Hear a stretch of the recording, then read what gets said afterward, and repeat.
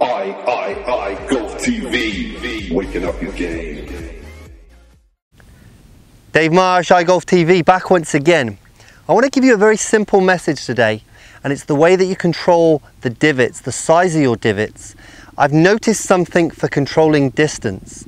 If we can get a very shallow golf swing, if we can get a swing that basically picks the ball from the ground, we can control the distance, especially on our wedge shots.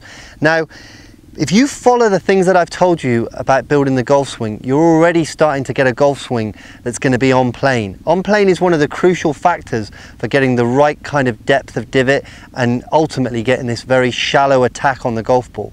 Again, let me just use the hula hoop a second. The great thing about the hula hoop is we've got the opportunity to see that the golf swing is rounded. The other thing that we can do is when you look full on here, you can see the green at the bottom there.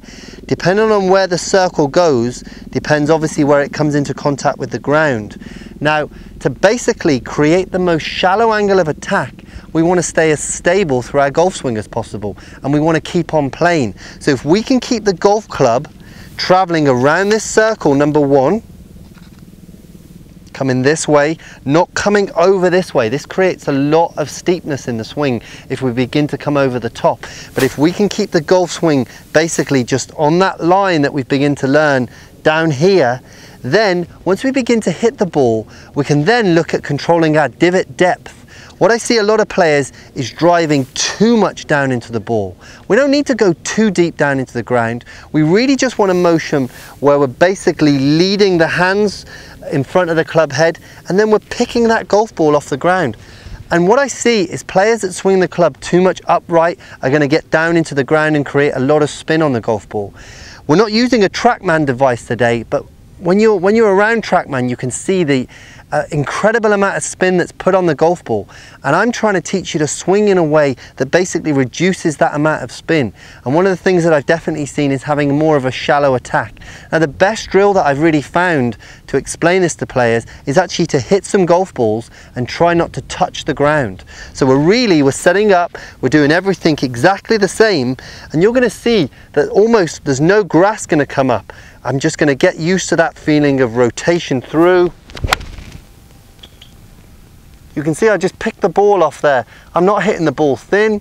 I'm just allowing the club to come very shallow through the golf ball. And the drill really there is just to hit shot after shot without actually touching the ground.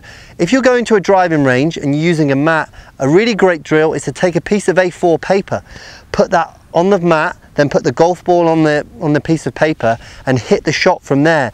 You're basically not going to disturb that piece of paper, and that's really what we're looking for. If you can get this shallowness in your swing, you'll find yourself getting a lot more consistency on the control of your shots. You can see there, I'm hardly even touching the ground.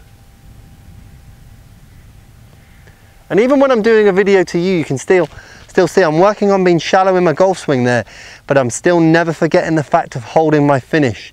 So that's a really interesting drill for you to try. In some of the later videos when I take you to the short game, honestly, being shallow in the short game is going to make a dramatic difference to the way you play. Stop all those duff shots, stop all those ones where you hit them heavy. So go and work on this first of all with your long game, and then we'll show you how you can take it into your short game shots as well. You've been watching iGolf TV, where we're waking up your game.